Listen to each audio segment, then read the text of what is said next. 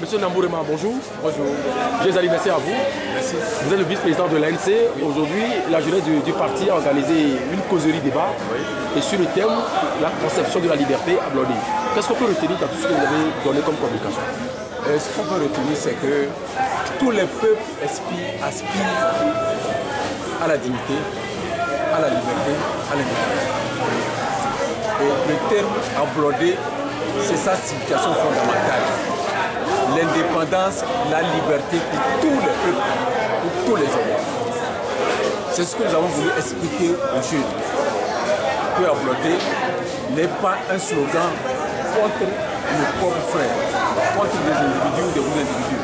C'est contre la domination coloniale, l'exploitation de l'homme par l'homme. C'est pour ça que ablodé a été appelé. Dans votre communication, vous avez retracé un peu l'histoire de 46 jusqu'à 11 juillet. Vous avez trouvé des anomalies. Des anomalies? Oui. Oui. Des anomalies lesquelles? Mais j'ai dit aucune œuvre n'est humaine. Aucune œuvre humaine n'est sainte. Les hommes commettent toujours des erreurs. Personne ne peut dire que ceux qui se sont battus pour l'indépendance n'ont jamais commis d'erreur. Ce serait raconté d'une époque. Des erreurs peut-être ont été commises à l'égard de certains de nos frères. Tu comprends? Mais ce qui est important, c'est l'objectif, c'est le but qu'on vise. Libérer tous les peuples, tout le monde. Même ceux qui n'y participaient pas étaient esclaves, eux aussi. Ils ne pouvaient pas décider de leur propre sort.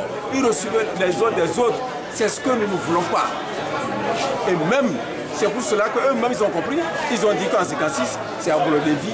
Ça veut dire que ablodé, ce n'est pas mauvais. Mais s'ils ont voulu ablodé vie, et nous, on a voulu ablodé Badja, est-ce que ça peut être un problème? Pas du tout. Donc le message, c'est que ablodé, ça veut dire liberté, indépendance. Et ce régime que nous vivons depuis des décennies a démontré l'urgence de continuer à se battre pour se abloder. Dans tout ça, la France a eu une part de responsabilité, vous avez dit. Mais ce n'est pas une part, elle est fondamentalement responsable. Vous comprenez? Parce que nous avons eu l'indépendance en 60. Olympio a été élu président de la République. Le 13 janvier, c'est eux qui l'ont fait assassiner. C'est l'histoire de l'armée coloniale démobilisée en Algérie. C'est eux qui sont venus l'assassiner. Ce n'est même pas un coup d'état classique où c'est des soldats de l'armée régulière. C'est des démobilisés d'Algérie qui sont venus l'assassiner. Il y a des morts lui-même inclus. Puisque c'est le 2 février 63 que le président Grousski a pris une ordonnance ou un décret pour l'intégrer dans l'armée togolaise avec rang de lieutenant. Il était le chef. Donc c'est le 2 février 63 qu'un décret a été pris pour l'intégrer dans l'armée nationale. Donc il n'était pas de l'armée nationale. Donc on l'a assassiné à son tour. On a ramené Grousski de Cotonou, on l'a installé. On l'a légitimé par une élection du 5 mai 63. Mais 4 ans après, les mêmes ont déposé Grousski. Ils ont mis le colonel Dadjo le 13 janvier 67. Le 14 avril 67, ils ont déposé Dadjo et il a demandé le pouvoir. Pendant 38 ans, il meurt, on met son fils. Vous comprenez? Donc, je n'invente absolument rien. La France est derrière tout ce qui se passe. C'est normal, parce qu'ils veulent que nous soyons leurs esclaves. C'est à nous de nous libérer. Ce n'est pas à la France de nous libérer, c'est à nous de leur démontrer que le Togo, c'est pour nous. Vous avez également parlé d'un coup d'État ou tentative de coup d'État avorté dans en votre 61. communication. En 61, il y a une tentative de coup d'État avorté. Les gens ont été arrêtés, les armes à la main. Il y avait même eu 2 morts qui ont attaqué la résidence du président. Donc à l'issue de ce coup d'État manqué, des gens ont été arrêtés. Certains ont pris la fuite. Tu comprends? Bon, ces gens ne sont revenus, ceux qui sont en fuite ne sont revenus qu'après l'assassinat de l'Olympio. Mais ceux qui étaient en prison, que les politistes racontent que c'est eux qui nous ont libérés, quand ils ont tenté d'assassiner l'Olympio, c'est la France qui était à la base. Les magistrats au Togo, c'était des magistrats français qui n'ont pas voulu connaître du procès. Les gens qui ont été arrêtés, soit disant que c'est une affaire entre les Togolais. C'est pour ça qu'ils sont restés sans procès jusqu'à l'assassinat. Parce qu'on n'avait pas, de magistrat. Les Français qui sont complices refusent. Voilà. Monsieur Namourema, vous êtes le vice-président de l'ANC, vous êtes politique. Vous, quel Togolais par rapport face à l'enjeu qui s'annonce présidentiel de 2020? Mais est-ce qu'on peut nous interdire mal de manœuvre au peuple? Qui peut?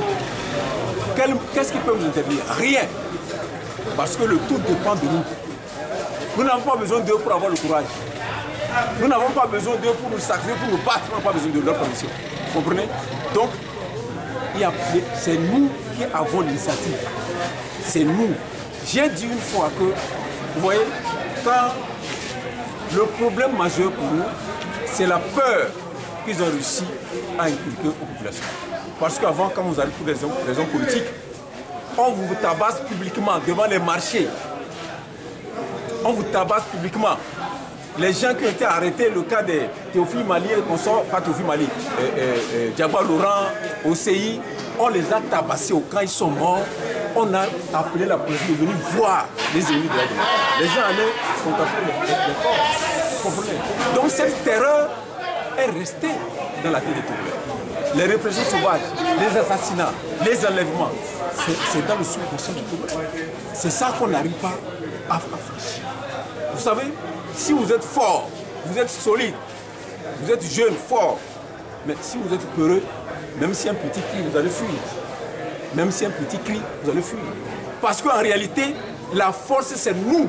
Parce que nous parlons au nom du peuple. Personne n'est plus fort que le peuple. Personne. Mais l'armée est une armée qui est censée défendre la population. Je ne pense pas que le jour où le peuple vrai va se lever pour en finir, si les élections ne permettent pas, je ne pense pas que l'armée sera de côté de ceux qui nous oppriment depuis 50 ans. Parce qu'eux-mêmes, leurs parents, sont opprimés. Quel message avez-vous à l'endroit de ce peuple, à l'endroit de lutte, toute la lutte, rien que la lutte. Voilà le message. Monsieur Nabourema, merci beaucoup à vous. Merci beaucoup.